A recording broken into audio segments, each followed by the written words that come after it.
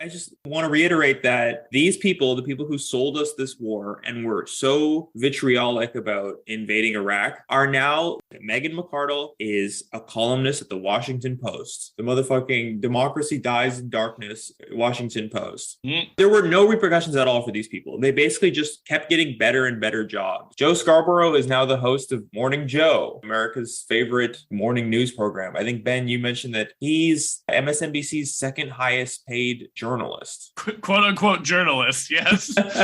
Yeah, after Rachel Maddow, they paid Joey Scarbs $13 million a year. And what I love is that we have this whole class of op-ed writers. Joey Scarborough and Meghan McArdle, they're not going to war zones, putting on flak jackets and, reporting. They just give takes. They are take smiths. They craft takes in the take forge. And it doesn't matter how bad they are. Yeah, reading through all these, we really got the sense that their job is pure spectacle. They do war analysis the way that Stephen A. Smith, or what's his partner's name? Skip Bayless. Skip Bayless. Skip Bayless. Yep.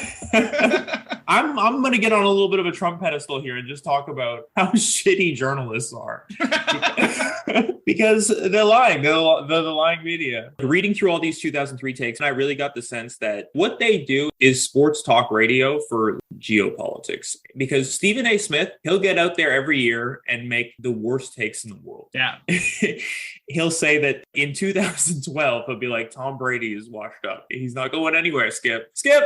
Tom Brady's washed up. He's over. Yeah. And yet he only gets more and more prominent media positions, which is what's happening to Meghan McArdle and Joe Scarborough. Stephen A. Smith also had the fire take that Ray Rice was in the wrong for beating up that woman, but women also need to look into not being annoying. That's a thing that he said. The way that they talk about this war, it's so stupid because instead of about a Patriots game, it's about a million people dying. And they're out there saying things like, this is going to be a bounce back war for America. We're not going to lose 2 straight on the road. That's not who we are. Yeah.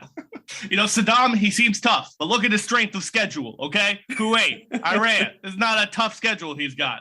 He's a pretender. It's going to come down to who wants it more. And George Bush is going to give us a great halftime speech. Look, we were with Schwarzkopf in the preseason, and his performance was strong. We really believe in these guys. We think we have a strong offensive line. The coaching staff's getting a lot of flack. Patriot Act, Guantanamo, Abu Ghraib. But you know what I say? Defense wins championships.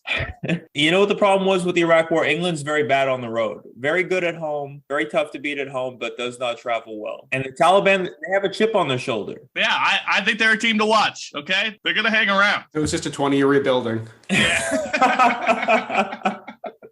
The U.S., they made some great off-season signings. They went out and paid big money for some key pieces, and they're really not working for them. They went out and they signed Pat Tillman, but I'm hearing he's being moved to the PUP list. Yeah, physically unable to perform.